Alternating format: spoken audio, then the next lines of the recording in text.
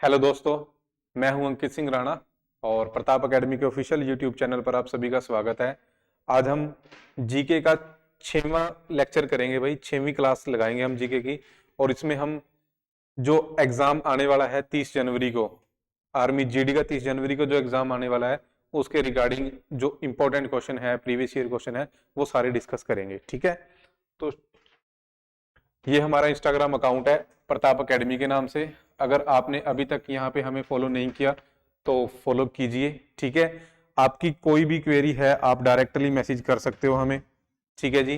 और Telegram channel से भी जुड़े। अगर आपको पीडीएफ आर्मी की स्टडी से या किसी और एग्जाम की स्टडी से, आपको स्टडी से रिलेटेड आपको पीडीएफ चाहिए, आपको हमारे टेलीग्राम चैनल से मिल जाएंगे। ठीक है जी, दोनों के लिंक आपको वीडियो के नीचे डिस्क्रिप्शन में मिल जाएंगे। तो ज्यादा देर ना करते हुए हम करते हैं स्टार्ट पहले प्रश्न से।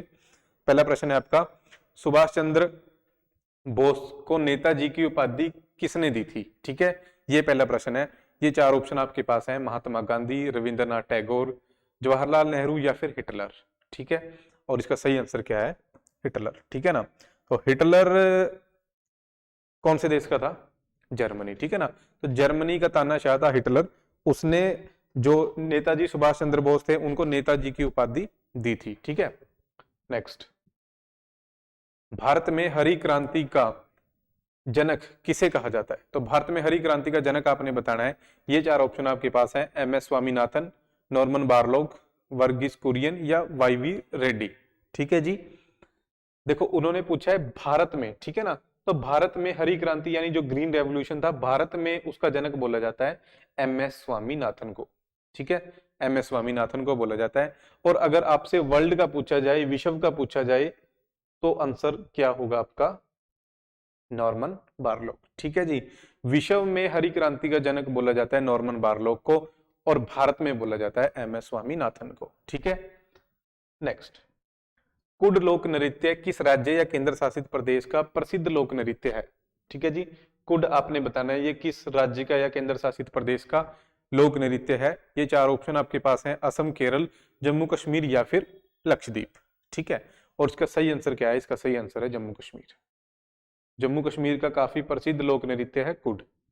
ठीक है, नेक्स्ट, सूरजमुखी के उत्पादन में कौन सा राज्य सबसे आगे है?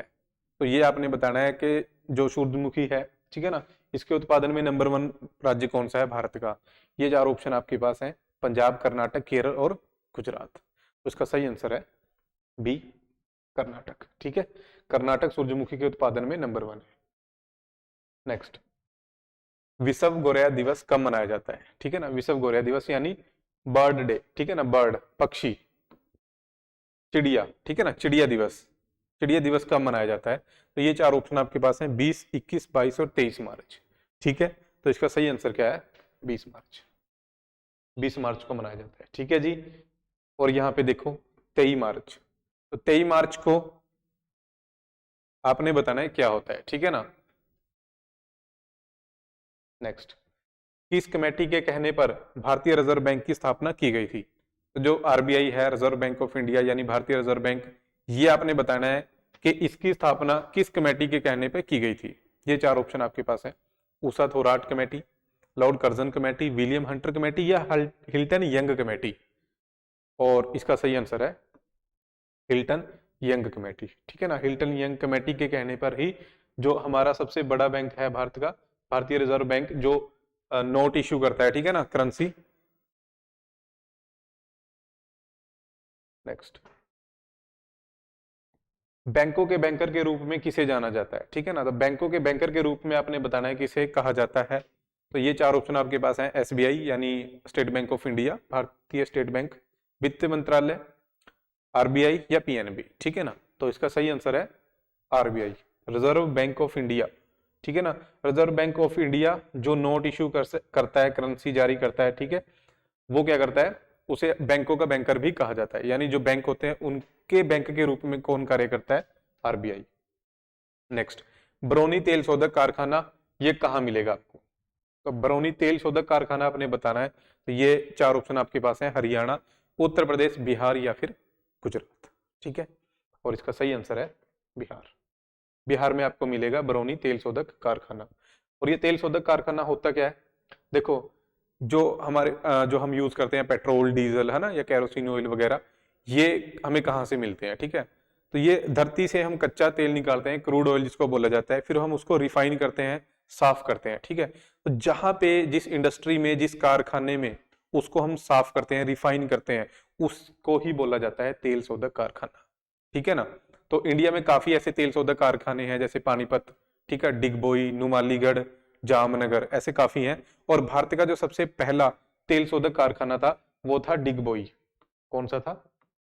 डिगबोई। और आपके लिए प्रश्न ये है, ये डिगबोई तेल शोधक कारखाना कहाँ पे है, ठीक है ना, ये आपने बताना है। नेक्स्ट, 2024 के ओलंपिक कहाँ होंगे, ठीक है जी।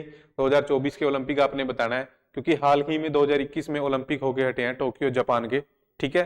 तो उससे रिलेटेड क्वेश्चन आ सकते हैं ओलंपिक से, इसलिए ये क्वेश्चन इंपॉर्टेंट है, आपने जरूर याद रखना है। ये चार ऑप्शन आपके पास हैं, टोक्यो, पेरिस, बीजिंग या इंडिया। तो 2024 के जो ओलंपिक होंगे वो पेरिस में होंगे, ठीक है, पेरिस में, याद रखना है आपने।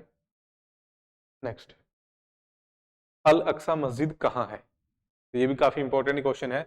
अल अक्सा मस्जिद आपने बतानी है। ये चार ऑप्शन आपके पास हैं, इजराइल, सऊदी अरब, भारत या फिर दुबई। और इसका सही आंसर है इजराइल, ठीक है ना। इजराइल देश की जो राजधानी है उसे हम बोलते हैं जेरूसलम, और उस शहर में, जेरूसलम में, आपको मिलेगी अल अक्सा मस्जिद, ठीक है। नेक्स्ट, संयुक्त राष्ट्र दिवस कब मनाया जाता है? तो संयुक्त राष्ट्र दिवस आपने बताना है कब मनाया जाता है। ये चार ऑप्शन आपके पास हैं, 15 सितंबर, 29 अगस्त, 24 अक्टूबर और 25 दिसंबर, ठीक है। सही आंसर है इसका 24 अक्टूबर, ठीक है ना। 24 अक्टूबर को हम मनाते हैं संयुक्त राष्ट्र दिवस, यानी UN day, United nation day, ठीक है ना। यूएन डे हम मनाते हैं 24 अक्टूबर को, क्योंकि इस दिन ही संयुक्त राष्ट्र दिवस की स्थापना, संयुक्त राष्ट्र की स्थापना हुई थी, ठीक है ना। और यहाँ पे आप देखो 29 अगस्त को हम मनाते हैं नेशनल स्पोर्ट्स डे, ठीक है ना। क्यों? क्योंकि इस दिन बर्थडे होता है मेजर ध्यानचंद, जो हॉकी के जादूगर थे, उनका बर्थडे होता है 29 अगस्त को, इसलिए हम खेल दिवस मनाते हैं, राष्ट्रीय खेल दिवस। 25 सितंबर को क्रिसमस भी होता है, और इसके अलावा भारत में हम मनाते हैं गुड गवर्नेंस डे, यानी सुशासन दिवस। सुशासन दिवस कब मनाया जाता है? 25 दिसंबर को, और इस दिन बर्थडे होता है हमारे पूर्व प्रधानमंत्री श्री अटल बिहारी वाजपेयी का, ठीक है ना। तो उसकी याद में हम क्या मनाते हैं? सुशासन दिवस, गुड गवर्नेंस डे 25 दिसंबर को, ठीक है। 15 सितंबर को क्या मनाते हैं? कमेंट करके आपने बताना है, ठीक है ना। या फिर नहीं पता तो आपने चेक करना है कि 15 सितंबर को क्या होता है, ठीक है। नेक्स्ट, भारत की आजादी के समय कांग्रेस के अध्यक्ष कौन थे? तो कांग्रेस के अध्यक्ष आपने बताना है भारत की आजादी के टाइम पे कौन थे। ये चार ऑप्शन आपके पास हैं, जवाहरलाल नेहरू, महात्मा गांधी, आचार्य JB कृपलानी या फिर वोमेश चंद्र बनर्जी, ठीक है ना। तो इसका सही आंसर है आचार्य JB कृपलानी। ये कांग्रेस के प्रेसिडेंट थे जब भारत को आजादी मिली, ठीक है जी। और यहाँ पे ऑप्शन देखो, वोमेश चंद्र बनर्जी, ये कांग्रेस के पहले प्रेसिडेंट थे, फर्स्ट प्रेसिडेंट ऑफ कांग्रेस, ठीक है जी। नेक्स्ट प्रश्न, किस युद्ध से भारत में मुगल वंश की नींव पड़ी? ये आपने बताना है कि किस वंश से भारत में किस युद्ध से भारत में मुगल वंश की नींव पड़ी थी। तो ये ऑप्शन आपके हैं, ये सिंध का युद्ध, तराइन का दूसरा युद्ध, तलीकोटा का युद्ध या फिर पानीपत का पहला युद्ध। तो मुगल वंश की नींव पड़ी थी भारत में 1526 से, ठीक है ना। 1526 में बाबर ने जब हमला किया तब से, ठीक है ना। और बाबर ने फिर 1526 में कौन सा युद्ध हुआ? तो 1526 में युद्ध हुआ था पानीपत का पहला युद्ध, ठीक है जी, क्लियर है। नेक्स्ट, तीस्ता नदी भारत के किस राज्य से निकलती है? तीस्ता नदी के बारे में आपने बताना है। ये चार ऑप्शन आपके पास हैं, असम, राजस्थान, सिक्किम और त्रिपुरा। और इसका सही आंसर है सिक्किम, ठीक है जी। सिक्किम से तीस्ता नदी निकलती है। और एक क्वेश्चन ऐसे भी बन सकता है कि किस नदी के पानी को लेकर भारत और बांग्लादेश के बीच विवाद है, ठीक है ना। तो वो तीस्ता नदी है अभी, ठीक है। तीस्ता नदी के पानी के बंटवारे को लेकर जो भारत है और बांग्लादेश है, उन दोनों के बीच क्या है? विवाद है। नेक्स्ट, किस नदी को मध्य प्रदेश की जीवन रेखा यानी लाइफलाइन भी कहा जाता है? तो ये मैंने पिछली वीडियो में भी आपको बताया था कि जो नर्मदा नदी है, ठीक है ना, नर्मदा नदी को क्या कहा जाता है? मध्य प्रदेश की लाइफलाइन कहा जाता है, ठीक है। नेक्स्ट, पृथ्वी का सबसे शुष्क स्थान कौन सा है? ड्राइएस्ट प्लेस, ठीक है ना, सबसे सूखा स्थान पृथ्वी पर। तो ये चार ऑप्शन आपके पास हैं, सहारा मारुस्थल, मृत सागर, अल अजीजिया या फिर एटाकामा डेजर्ट। एटाकामा जो मारुस्थल, तो इसका सही आंसर है डी, एटाकामा मारुस्थल, ठीक है ना। ये पृथ्वी का सबसे सूखा स्थान है, शुष्क स्थान है, ठीक है ना। और यहाँ पे ऑप्शन देखो, सहारा मारुस्थल ये पृथ्वी का सबसे बड़ा गर्म मारुस्थल है, ठीक है जी। मृत सागर ये आपने याद रखना, ये इजराइल में है और इजराइल और जॉर्डन के बॉर्डर पे है, ठीक है ना। और अल अजीजिया पृथ्वी का सबसे गर्म स्थान है, अल अजीजिया पृथ्वी का सबसे गर्म स्थान है, ये भी आपने याद रखना है। नेक्स्ट, एशिया का सबसे बड़ा मारुस्थल कौन सा है?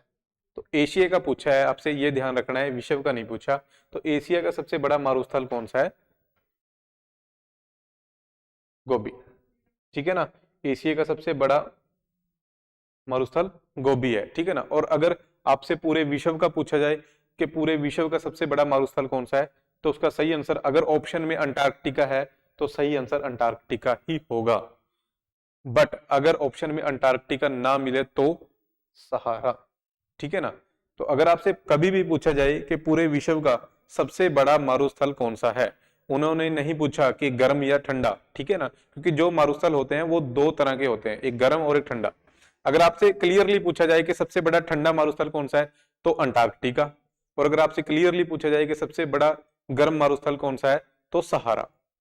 बट अगर आपसे ये ना पूछा जाए कि गर्म या ठंडा, आपसे डायरेक्टली पूछ लिया जाए कि सबसे बड़ा मारुस्थल कौन सा है, सबसे बड़ा डेजर्ट कौन सा है, तो आपने ऑप्शन में देखना है सबसे पहले अंटार्कटिका। अगर अंटार्कटिका है तो अंटार्कटिका ही सही आंसर होगा, अगर अंटार्कटिका नहीं है तो सहारा, ठीक है जी। नेक्स्ट, नीलगिरी की पहाड़ियों में कौन सी जनजाति सबसे ज्यादा पाई जाती है, ठीक है ना। तो नीलगिरी की पहाड़ियां, यहाँ पे आपने बताना है कि कौन से आदिवासी या कौन से ट्राइब है, जनजाति है जो सबसे ज्यादा देखने को मिलती है। तो ये चार ऑप्शन आपके पास है, टोडा, मीना, थारू या भील। तो इसका सही आंसर क्या है? टोडा। टोडा जनजाति आपको नीलगिरी की पहाड़ियों में देखने को मिलेगी, मेनली तमिलनाडु का जो एरिया है वहां पे, ठीक है। नेक्स्ट, भारत में सबसे ज्यादा कौन सी जनजाति पाई जाती है? तो ये आपने बताना है कि भारत में सबसे ज्यादा कौन से आदिवासी, कौन से ट्राइब भारत में मिलती है। ये चार ऑप्शन आपके पास है, गोंड, भील, मीणा या थारू। तो इसका सही आंसर है भील, ठीक है ना। और अगर किसी को डाउट है कि सबसे ज्यादा गोंड पाए जाते हैं तो वो मेरे को कमेंट करके बता सकता है, ठीक है ना। बट जो गवर्नमेंट ऑफ इंडिया की ऑफिशियल वेबसाइट है जहां पे जनजातियों के बारे में पूरी डिटेल दी गई है, या फिर आप 2011 की जो जनगणना हुई थी, अगर आप उस जनगणना के आंकड़े चेक करें तो सबसे ज्यादा वहां पे भील पाए जाएंगे, ठीक है। इसके अलावा किसी बुक में क्या लिखा है वो अलग बात है, ठीक है ना। सबसे जो ऑफिशियल डाटा आपको मिलेगा वो 2011 की जनगणना का मिलेगा, और 2011 की जनगणना में सबसे ज्यादा भील जनजाति इंडिया में पाई जाती है।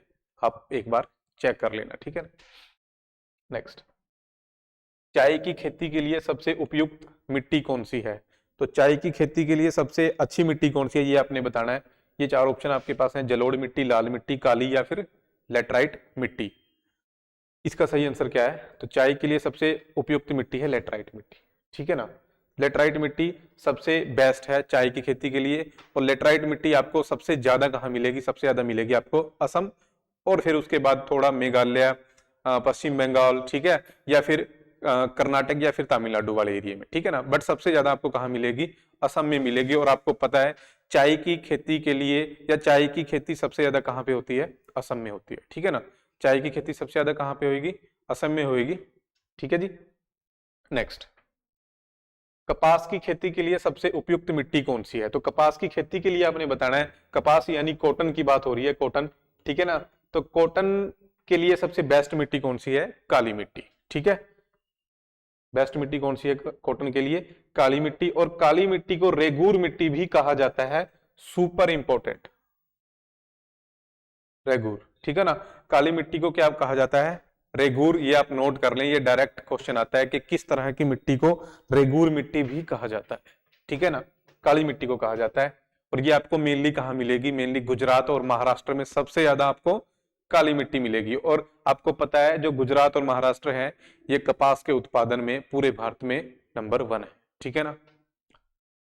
नेक्स्ट, उत्तर भारत के मैदानों में कौन सी मिट्टी मिलती है?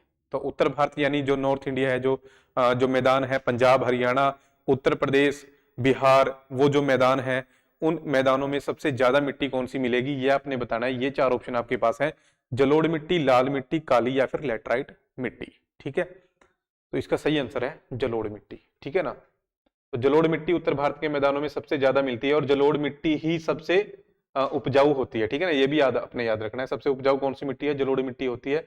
और ये जो नदी वगैरह होती है, नदी अपने साथ जब पहाड़ों से नीचे आती है ना, तो अपने साथ काफी तरह के गाद वगैरह जो लेके आती है ना, और मैदानों में उसको बिछा देती है। फिर वो गाद जब मैदानों में बिछ जाती है, उसके बाद जो मिट्टी बनती है ना, वो जलोढ़ मिट्टी ही होती है। ठीक है ना, सबसे सबसे उपजाऊ मिट्टी यही मिलेगी आपको। ठीक है, नेक्स्ट, भारत और पाकिस्तान के बीच सीमा रेखा का क्या नाम है? बिल्कुल इजी सा क्वेश्चन है, तो आपको पता ही है, रेड क्लिफ उसको बोला जाता है। ठीक है ना, रेड क्लिफ की लाइन।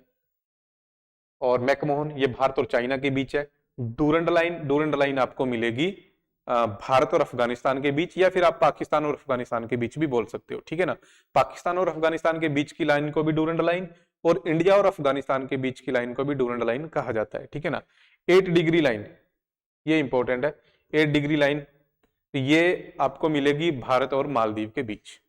ठीक है, नेक्स्ट, भारत में कितने राज्यों को समुद्री तटरेखा लगती है? तो ये आपने बताना है कि हमारे कितने राज्य हैं जिनको समुद्री तटरेखा लगती है। तो इसका सही आंसर क्या है? 9। ठीक है ना, और अगर आपसे कभी पूछा जाए कि सबसे लंबी तटरेखा किसको लगती है, तो सबसे लंबी तटरेखा लगती है गुजरात को। ठीक है ना, सबसे लंबी तटरेखा किसको लगती है? गुजरात को। और सबसे छोटी तटरेखा किसको लगती है? गोवा को। ठीक है ना, गोवा को सबसे छोटी रेखा लगती है, और सबसे बड़ी रेखा किसको लगती है? गुजरात को। नेक्स्ट, हिमालय के स्थान पर कौन सा समुद्र हुआ करता था? तो जहां पे इस टाइम आपको हिमालय के पर्वत देखने को मिलते हैं, ठीक है ना, वहां पे किसी टाइम में, कभी के समय में एक समुद्र हुआ करता था। आपने उसका नाम बताना है, अरब सागर, हिम सागर, या फिर तिथिस, या फिर चीन। ठीक है ना, तो इसका सही आंसर क्या है? ऑप्शन सी, टीथिस, टीथिस सागर। ठीक है ना, हिमालय के स्थान पर पहले क्या हुआ करता था? टीथिस सागर। तो ये 25 क्वेश्चन थे हमारे, और ये हमारी आर्मी जीडी के लिए स्पेशल बुक है। ठीक है ना, जो प्रताप एकेडमी की अपनी लिखी हुई बुक है, और इसमें आपको पिछले 10 सालों से जो भी प्रश्न आर्मी जीडी में पूछा गया है, हर एक प्रश्न आपको इस बुक में देखने को मिलेगा। ठीक है ना, इस बुक से बाहर आपको आर्मी जीडी का पेपर नहीं आएगा, ये हमारी गारंटी है। ठीक है जी, तो ये अगर आपको मंगवानी है तो आप इंस्टाग्राम पे मैसेज कर सकते हो, या अगर आपके पास हमारा नंबर है तो आप हमें व्हाट्सएप भी कर सकते हो इस नंबर पर। ठीक है ना, ठीक है जी। और बाकी वीडियो कैसी लगी आपने कमेंट करके जरूर बताना है, और जो भी आपका फ्रेंड आर्मी की तैयारी कर रहा है उसके साथ वीडियो शेयर जरूर करनी है। Thank you.